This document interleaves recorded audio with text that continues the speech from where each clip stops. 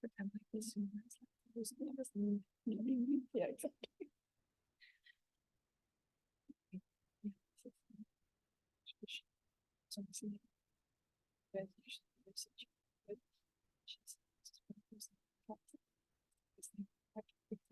Like last she would freeze and pretend like this.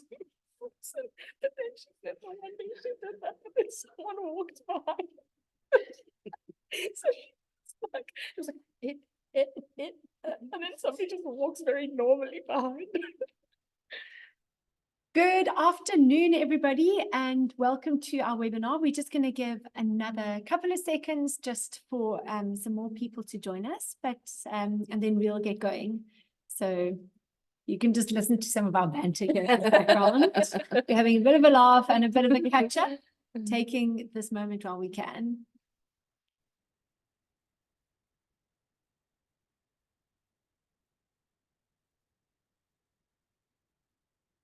Hey guys, we're currently making a poll live.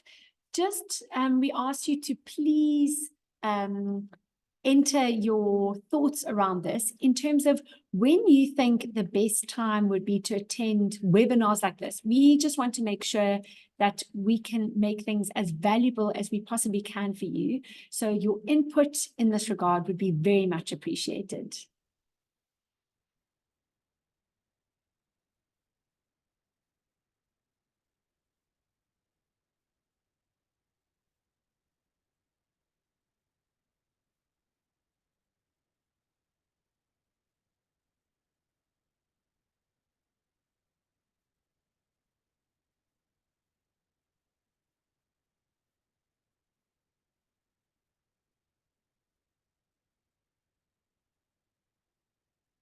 Okay, great.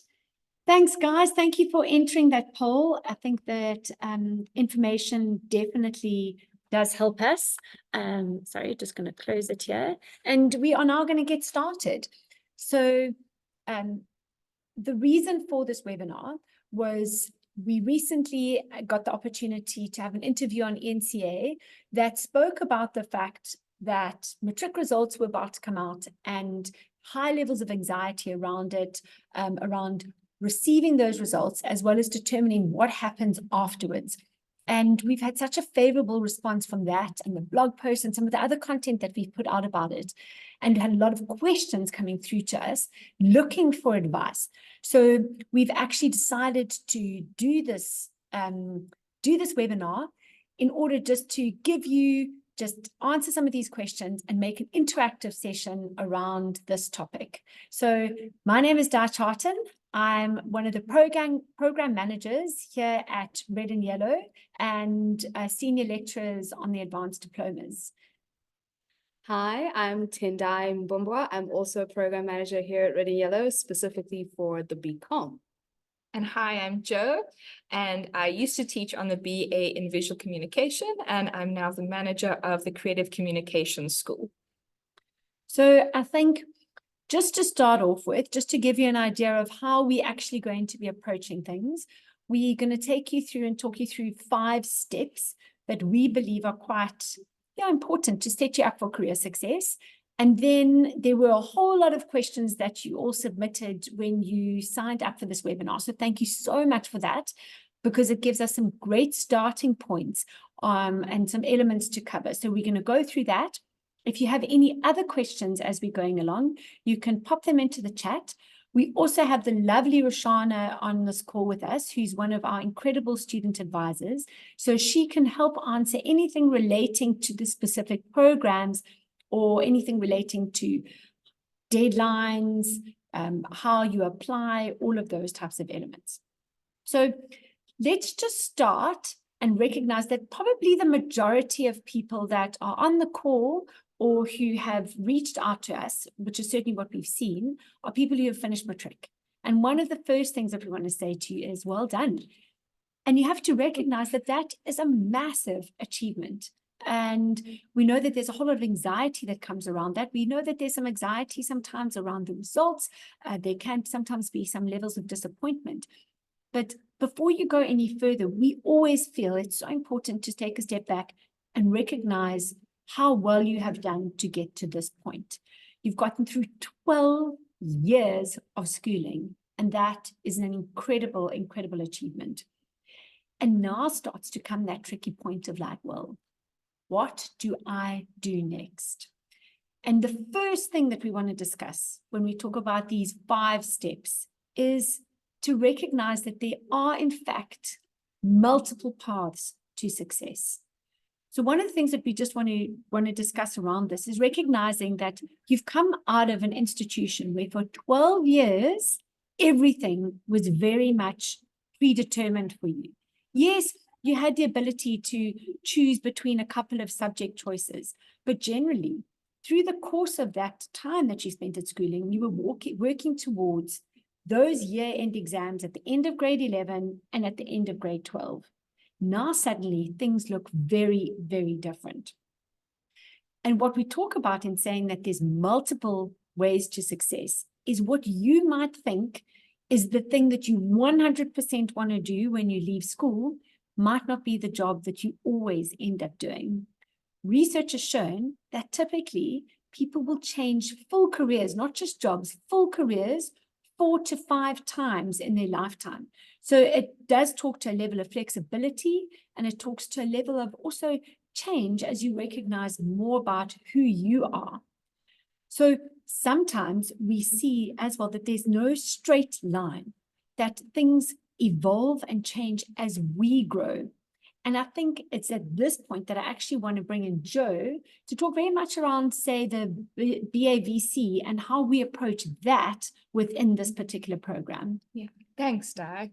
I think something else to think about when you're imagining the possibility of these multiple pathways is focusing on the fact that whatever you decide to do after school, you are developing a potential toolkit and a skill set that can be applied potentially in lots of different ways, in lots of different industries and in lots of different fields. And we know as well that all of the fields that are evolving, particularly in our industries, have completely new types of jobs every year. So the thing that you think you might start doing when you start in first year, there may be a completely different job description available to you by the time you finish.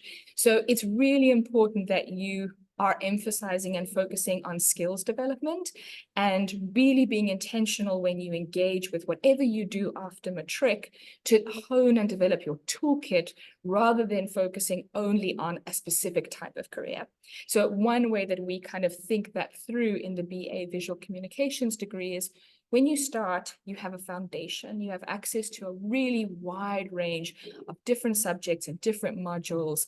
And as you progress through the degree, you work with your lecturers to sort of refine more and more where your interests and your passions and your skill set really lies so that we can emphasize and grow that with you until you're graduating and transitioning into employment. So as you're kind of moving into whatever education space you're going into, that's something to keep an eye out for is your degree or is your kind of next stage in education, whether it's at a formal institution, whether it's through other types of training or apprenticeships, is it super specific? Or are you being given opportunities to develop a range of skills and toolkits that can be applied in lots of different ways, and also not to be afraid of that? So if your path suddenly changes, it doesn't mean that you've failed at anything. It just means that you've learned to be resilient and flexible. And that's actually one of the key attributes, I would say, of succeeding in 2024 in an ever-changing market, and in lots of industries that are constantly moving. No, while you were talking, it actually reminded me of a thing that we talk about here quite a bit. It's called ikigai. So ikigai is a Japanese term that is really, it's an opportunity and a pathway to purpose. And I think it's one of the big things that we talk about focusing on and developing and helping our students develop. So the first is understanding what you're good at, then understanding what you're passionate about, looking at what the world needs, and then ultimately, if we're looking from a career perspective, is what can I actually get paid to do? And when you combine and you look at all of those things together, you find the sweet spot. That is often where purpose lies, and that's where direction lies. So your journey now coming into this next stage of your life phase is to figure those things out. What are you good at? What are you passionate about? And where can you actually add value within society? So hopefully, let's understand that that is step one, recognizing that there are actually multiple paths to success within this road. So the second thing is also to realize that you can overcome rejection and explore alternatives. Because one of the big things that we've seen is that it is really, really hard. It's tough. There are a multitude of people who've matriculated, who are looking to get into institutions, and they don't always get in. They don't always get in their first choice for either the course that they're looking to study, or they don't necessarily get in the institution they're looking to study. So recognize that this doesn't mean it's the end of the road. Jo, you've got some experience within this. Definitely. So on the BA in Visual Communications degree, it's obviously a 3-year course. We have a lot of applicants, and we have a select number of people that we are able to select for that course. And sometimes we do have situations where we have someone who's applied and shows real potential, but hasn't quite got the level of skill set that we need for the BAVC, or where we feel like they'll really be able to thrive. And I think that's often the important thing to keep in mind is sometimes what a rejection is somebody saying, I see your potential, but I don't think you're quite there yet, and you're not quite going to be able to succeed in this environment or in this context. And so often what feels like quite a hurtful, painful moment is also an opportunity to explore and better understand what things do I need to add to my toolbox to really thrive in the journey that I'm wanting to go to. So that happens a fair amount in the BAVC, and we have some kind of nets that we have to help facilitate students towards their ultimate goals. So for example, students often, if they don't get into the BAVC for their first try, we will encourage them to do a higher certificate course for a year, which lays a really nice strong foundation in software and digital skills and a series of other things that they may be needing to upskill in. And then many of those students transition onto the BA degree. So this kind of last year, we had at least 8 students who had originally started off in the higher certificate and transitioned into the BA in Visual Communication, and are absolutely thriving there because they took that extra year to grow, to challenge themselves, and to just make sure that they were 100% comfortable in the new space that they wanted to be in. So I think that's really important to take on, is that a rejection is not always a rejection. A lot of the time it's a challenge for you to have a look at your toolkit and imagine what maybe do I need to put in there in order to really be able to take advantage of the space that I want to get into. It's really such incredible advice. The third one that we wanted to talk to you guys about in terms of the third point was to recognize that you need to be adaptable. And I think it's definitely something that we've spoken about. And Jo already alluded to the fact that, there are jobs that are being created now that never existed 5 years ago. And in 5 years' time, we'll look back and we'll say the exact same thing. So you have to be adaptable within the workspace, but you also have to adapt to changing education trends. And I think, Tendai, this is a great place for you to come in and talk about the changes that are happening within how we approach education. Thank you, Di. So yes, when you're coming into the education space, as Joe has already alluded to, it is most certainly in terms of, how it is that you're going to actually manage your learning within that space, but also how you're going to use the environment that you're in, because especially when you're coming into a new space, you need to now think about learning how it is that things happen within that space and how best you can optimize on what's available to you within that space. And on the BCom side, we have most certainly got our contact and online space as well. And so now with education shifting and giving that availability even to people beyond just those in the contact space, we also have learning that can even happen for a range of parties, both those who are in the professional space. So we've got some parties that are coming in, air hostesses, businessmen, even students as well. But everybody who's there needs to be able to know how to manage their time, manage their learning, to be able to actually gain the most from the learning experience. And we also have a range of means to support our students. And so it's really quite important to really understand the environment that you're going to be learning in and entering into, such that you can optimize on what's being offered to you. Yeah, and I think it talks to that fact that lifelong learning becomes such a critical element now moving forward. As the world adapts, you need to be consistently upskilling yourself. And that's where certainly we found, a lot of students coming in and doing part-time learning with us, doing our online short courses, for very specific niche elements that they go, wow, that's changed. I need to learn about that. So I think it's taking that mindset. And I think one of the things that we absolutely love is, as you walk into Red and Yellow, there's a massive sign above the reception that says, I am a sponge. And for me, it's that sense of being curious and being open to consistently learning. It's the approach we take. It's not just what we preach. It's for us as well. How do we consistently learn? How do we consistently grow? And taking that approach then also means you'll be adaptable to the different modes of learning that become available to you in a changing educational space. So then, the point number 4 that we also wanted to bring to you, because we 3 in, is combining work and study for career success. So I think there's a couple of things that we wanted to talk to you about here, because it's really critical and it can be a great opportunity to develop skills that while you are studying, that you can straight away then take into the workplace. Do you want to talk around some of the things that we do here, Joe? Yes, yeah. So a big thing that we focus on in Red and Yellow at large, and I can speak specifically to the BA, is about our relationship with industry. We really actively engage with industry stakeholders and partners to make sure that we are introducing students very early on to the relationship between clients, industry, businesses, the working world, and then how it relates to their studying. So one of the ways that we do that is through specific briefs. And we do also have, towards the end of your 3rd year, something called workplace learning, where you are directly put into a working environment and get an opportunity to apply your skill set.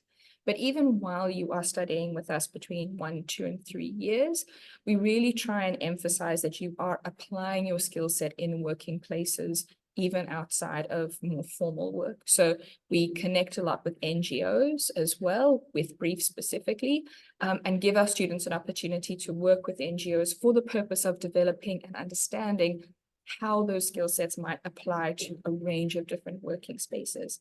And many of our students, because they become very attached to those NGOs and to the amazing work that they're doing, many of our students continue to volunteer at those NGOs after the finish of the brief, and kind of engage with that ongoing experience of working with a client, fulfilling a brief, while understanding how that impacts their studies and applying what they're learning in their studies to an immediate working environment. So wherever you can, we have it embedded into our curriculum to make sure that that is lining up really explicitly and clearly.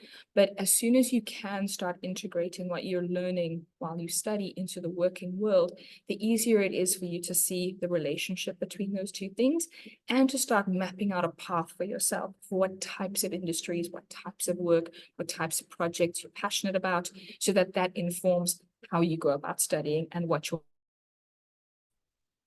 Yeah, Tendai, I know you very instrumental in also setting up the labs. Mm. So I think that also, that's part of that. So do you want to also just talk about the labs and the role that fulfills? Yes, certainly. So building on also what Joe was saying, that across our different programs, we do take the initiative to actually engage with industry and give projects to our students that do work with different range of companies and for different industries as well. And so when it comes to our labs, it is an environment where we're wanting our students to have a real life experience with working with such brands in real time, to actually give them that experience as to what it takes and what it warrants to be able to actually produce something that may actually have a real world impact.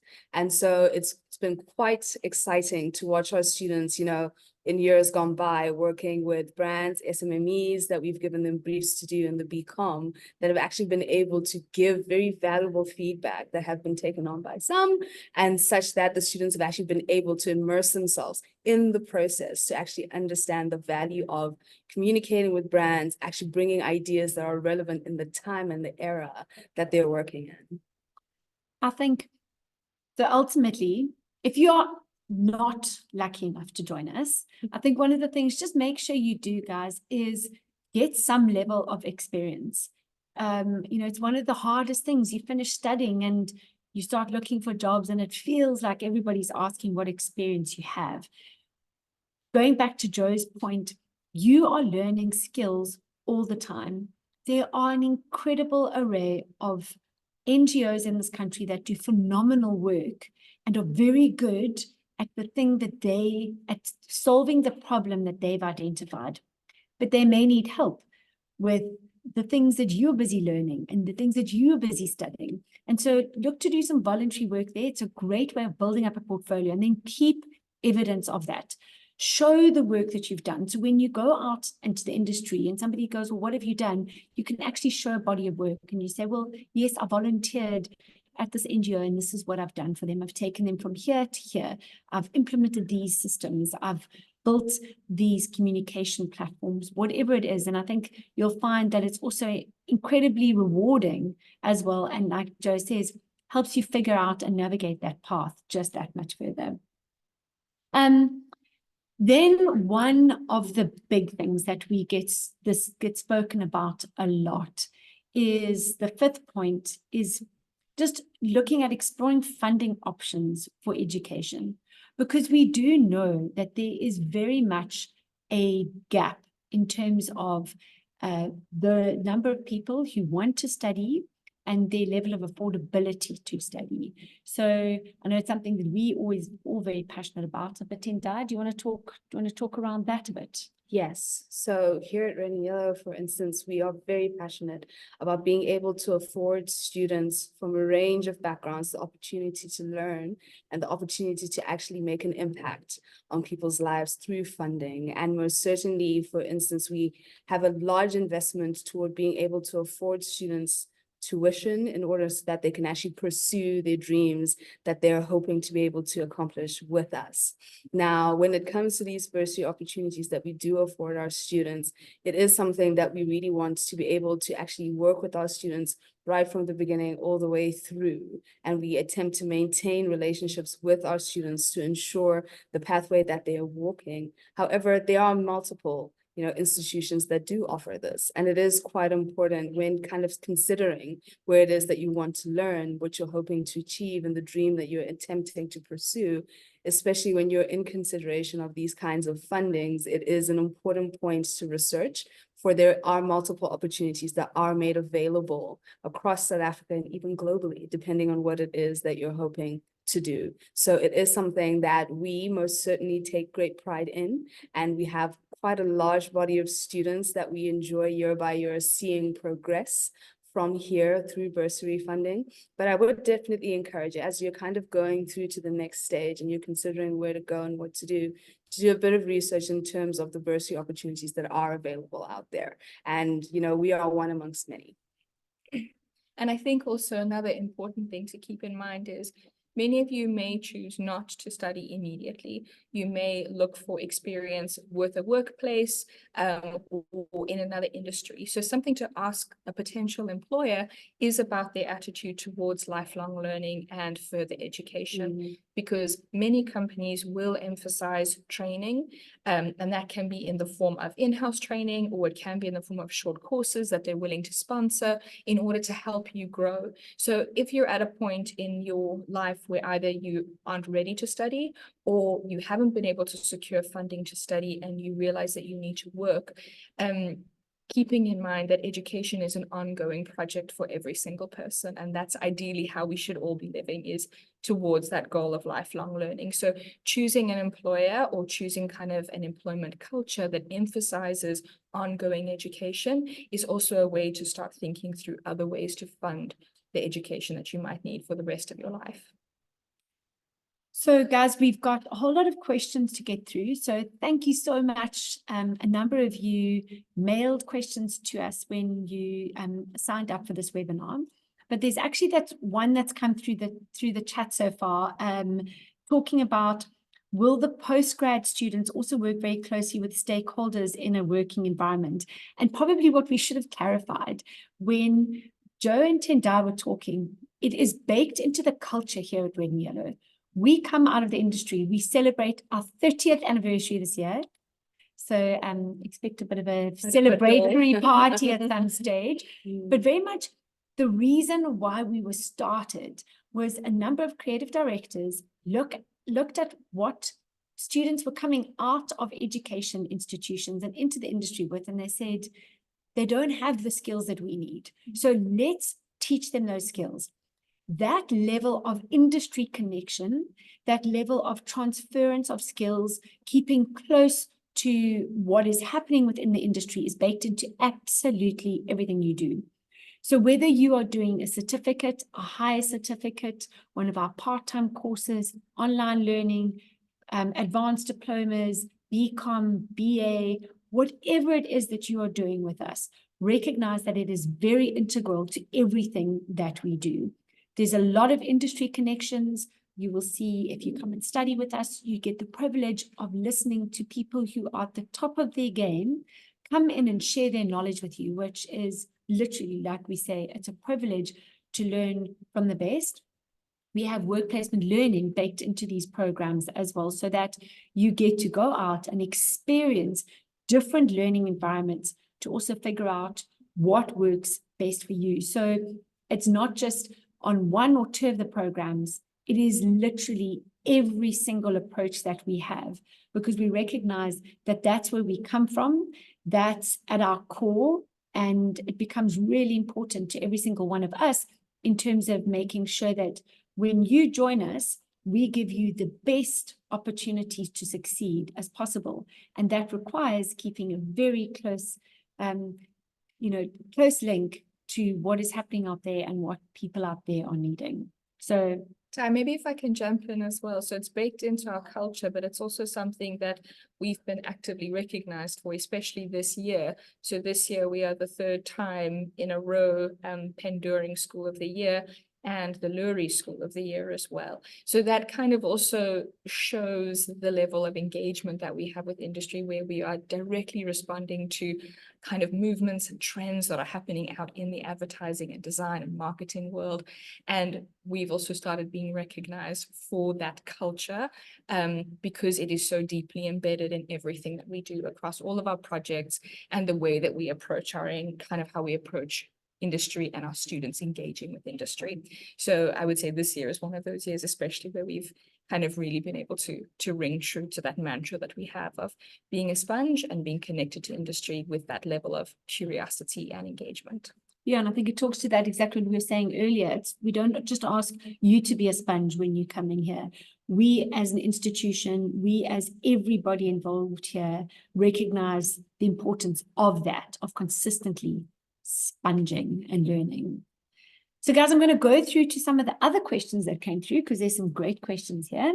So Tendai, I think this will be perfect for you. So what are the types of skills one must apply when doing marketing? So what are good marketing and advertising tools Mm. that are being used? What are Okay. So marketing, of course, has a range of potential skills that one can use there. And I think some of the important ones are with the aim of being able to build the brand that you're working with, to be able to build relationships with customers, but also to be able to also build relationships within when it comes to where it is that you're working, the organization, agency, or company that you're working for. So some of the key ones being able to analyze your environment, to be able to make decisions directed from a research perspective, but also being able very much to foster relationships.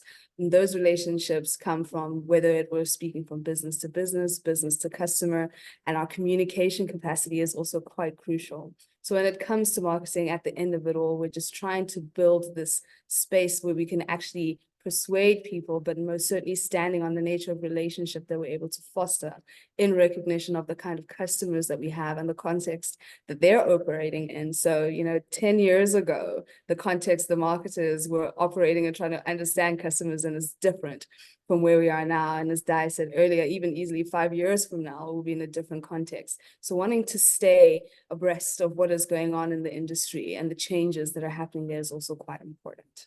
Yeah, for me, I think some of the best marketers that I've had the privilege to work with are deeply interested in people, because ultimately it's people who drive the direction. Yeah. But guys, as we've seen developments happening and as the industry's changed, it's also data and having an understanding of data and how to analyze data and interpret it and then apply it. So it's a combination of the two.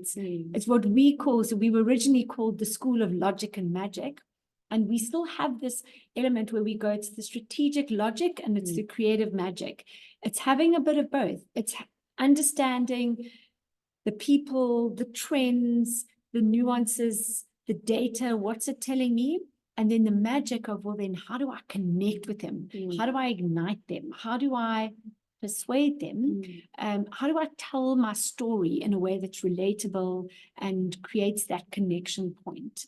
And I think it's through looking at that combination of skills. And even within there's multiple areas for people to specialize. So it's so vast that you could become a data analyst specifically within the marketing space. You could have a very strong creative element. You could be an incredible illustrator, and there's an opportunity for you to succeed.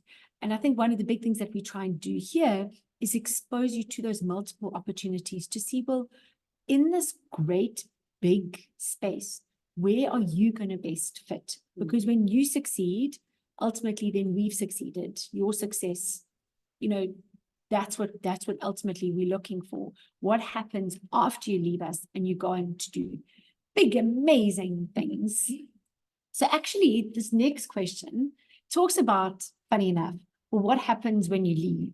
And I think this is a great one for you, Jo. How can I get a job with a visual communications degree and not compromise my values of people over profit and authenticity? Sure.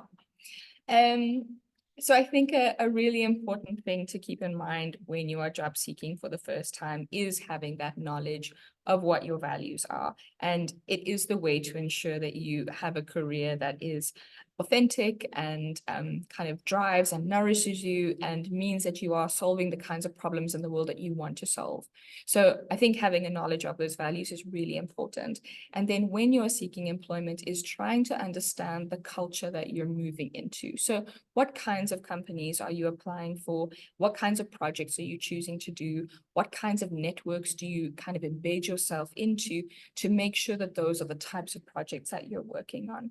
So if I just think about the kinds of briefs that we engage with at Red and Yellow, and these are briefs that are informed by industry standards and requirements, many of them are very much in the space of thinking about how do we shift narratives around gender and gender-based violence, for example. That's a big discussion that we've been having that has come from campaigns that are happening in the real world, where companies are trying to understand their relationship with things like gender-based violence or stereotypes or harmful ways that we are impacting the planet, and thinking through how we use our very particular skill set and toolkit of authentic human connection and communication to shift those narratives or challenge those ideologies or create communities of care around these concerns. So I think there's maybe a misconception that visual communication automatically kind of assumes that the job that you're going into is, I don't know, selling cars or something. I don't know what people Selling your soul. selling your soul, selling cars to the highest bidder, But the truth is, what you're learning as a communicator is how to develop and hone a skill set that is about creating a relatable, connective moment with an audience. And you can decide how you apply that. You can apply that to, selling the best car to the highest bidder, or you can be the kind of communicator who is challenging the world around them and creating content and connecting with people who have similar values and passions to you. Actually, the thing you're just learning is how to do that really effectively. You can decide where you put that emphasis and where you put that energy. Yeah, and I think, talking to that is the trend that we have seen and that we've actually been tracking, and we talk about it quite a lot in the various elements of our studies, how the behavior towards brands is changing. It has changed and it is consistently changing. So as consumers, we are expecting brands not to take, they have to give back. So if we become brand custodians, part of that are building those strong brands and recognizing what is it that consumers are actually asking for. And they're asking for ethical behavior. They're asking for people to give back. They're asking for brands to become part of solutions. And I think, it's something that we cover quite a lot in various aspects through the course here. And I think once you start to understand that, you can recognize that there are spaces and there are places where you will find what drives you. If you have a massive passion for the ocean and connecting you to then places and work in spaces that are really working in terms of pushing that agenda, becomes something that we help to facilitate. So it doesn't mean you're selling your soul. You have agency in where you end up working, and you have agency in what you end up doing. So talking about that, there's two questions. I'm actually going to combine them together because I think that they're fairly similar, Tendai. I'm going to give these to you. So the first one I know you're going to love this, is it possible to join the marketing industry with a degree in clothing and textile technology and having worked in corporate clothing? And you're going to have to explain why I say it's perfect for you. And then the other one, which I think goes quite closely together, is I'm currently a teacher and wanting to change career paths. I want to know what options are out there to try in the marketing space. I think those two go quite nicely together.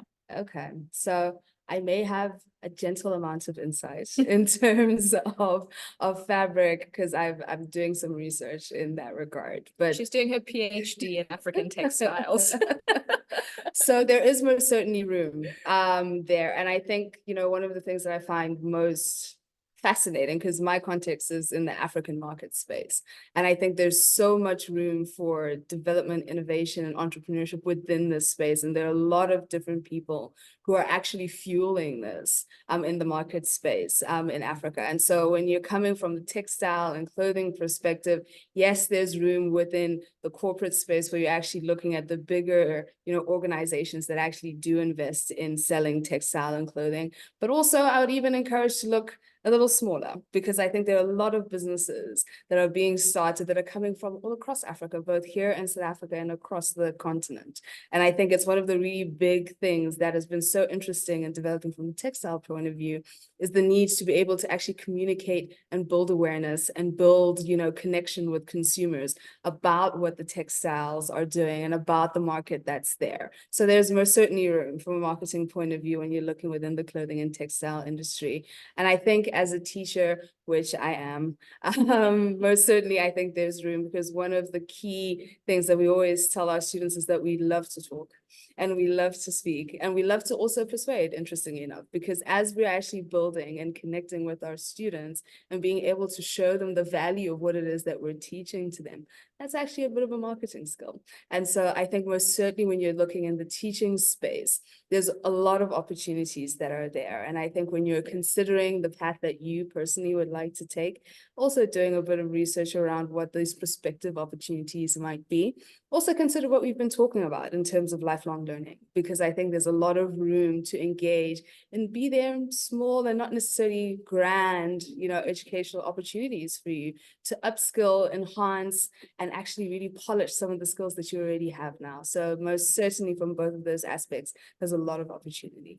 Yeah, and I think, certainly just looking at what we built at Red and Yellow has been those opportunities, because again, we responded to the need that was in the marketplace. So there's a multitude of short courses that allow you to upskill within certain areas, and also to see, I'm going to invest 6 weeks, I'm going to invest 10 weeks in this, just to see, does this excite me? Does this interest me?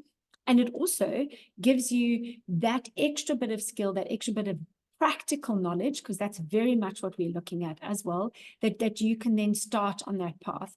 From there, if you go, wow, I'm really interested in this, but I feel like I need the qualification, then the online and the part-time qualifications do become good options to look at. And one of our amazing student advisors, which Rushan on this call is one of them, would be best placed to help advise you on the direction to take. So opportunities galore, just decide on what it is that you are looking to do. Then guys, there were a couple of questions that came through just in terms of regarding what are the fees, what are the start dates, what skills assessment do I need, what does my year look like, all of those type of things. I think specifically, those are I'm going to redirect you to our student advisors. So please reach out to our student advisors. You can get the contact details off the website. But I think that's the best way, because we have too many programs here to literally go through them one by one. We also have a number of open days. We actually got one happening this Saturday as well as one happening next Saturday. So if you are interested at all, come and join us at the open day, because that's when we can answer these specific types of questions, very much dealing with you and what you are interested in. Now, the very final question that I'm going to pose to you ladies, and the final thing that we'd like to leave you with, relates to: what advice would you give somebody coming in and starting here as a first year? I taught first year for many years, so I had the privilege and the pleasure of transitioning students out of their high school experience into a tertiary institution. And I think one of the biggest changes, and Di kind of spoke to it earlier, where she said, you've had a really set path in high school, not just in terms of, the 12 years, but your day-to-day is kind of quite directed by your timetable. Your assessments are really clearly laid out. You're often only working on one or two things simultaneously. And that is a massive shift that happens when you move into tertiary, is that you still have a timetable, but things are a lot more flexible, and you have to learn how to manage your own time and your own deadlines. There aren't people kind of watching you very carefully. You have to take ownership and agency of ensuring that you are taking control of your own time, your deadlines, and how you participate and engage in classes. So luckily at Red and Yellow, we have a really good student support team who offer workshops in things like time management and kind of how to upskill with those types of soft skills that are necessary to transition you not only into higher education, but also into the working world. But if you aren't coming to Red and Yellow or to an institution that offers that, look in your immediate network of people, friends and family, people who really seem to be on it in terms of being able to keep track of multiple projects simultaneously, who show up on time and get things done. Find those people and see if they can help you upskill, because it is a skill that is not necessarily developed in a high school context, but it's really, I would say, one of the most important things that you can develop as a young adult working in the world is agency over your own timetable and learning how to kind of keep on top of that, as well as getting a good sense of your own processes and deadlines so that you are not disappointing anybody and not disappointing yourself in terms of your own potential and what you might be able to achieve.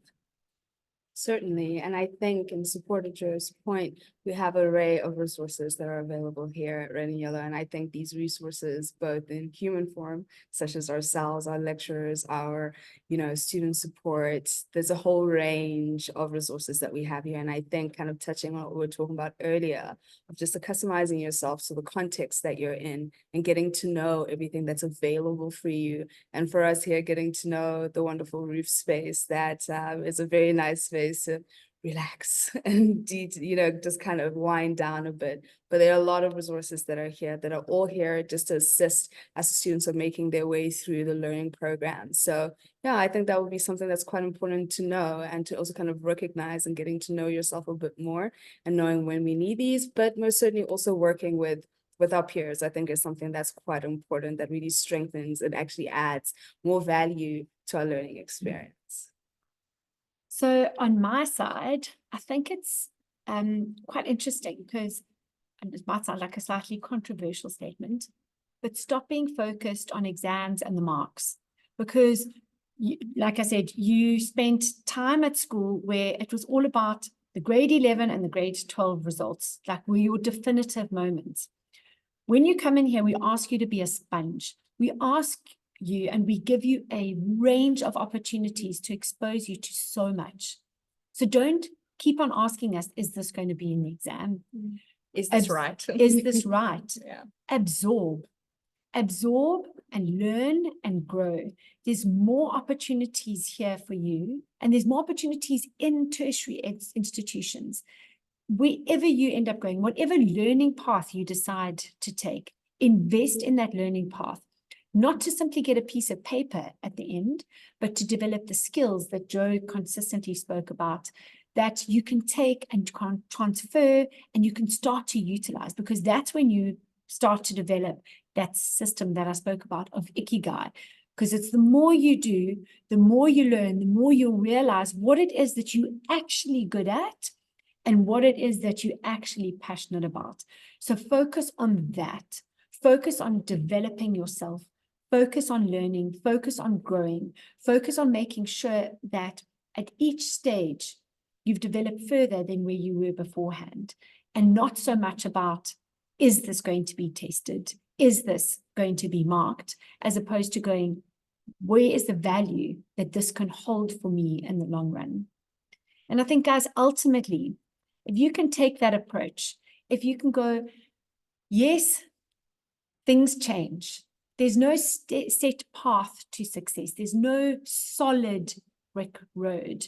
There's multiple opportunities available to me, and start to make sure that you take control of that journey and you invest in yourself in that journey, and you find people around you to support you and invest in you, then we have no doubt that you'll be able to build a career that will be successful. Thank you so much for joining us today. It's been amazing having you on this webinar. The team has let me know that they will make this available to you afterwards, that they will share the recording. And as I said, we are having 2 open days this week, Saturday and next week, Saturday. So if you're interested in all, come down and join us and reach out and come and speak to one of the members of the team. And we also have some student advisors that are here to help you with any other questions that you have around Red and Yellow. So thank you, everybody, and enjoy your Wednesday. Thanks. Bye. Thanks, everybody.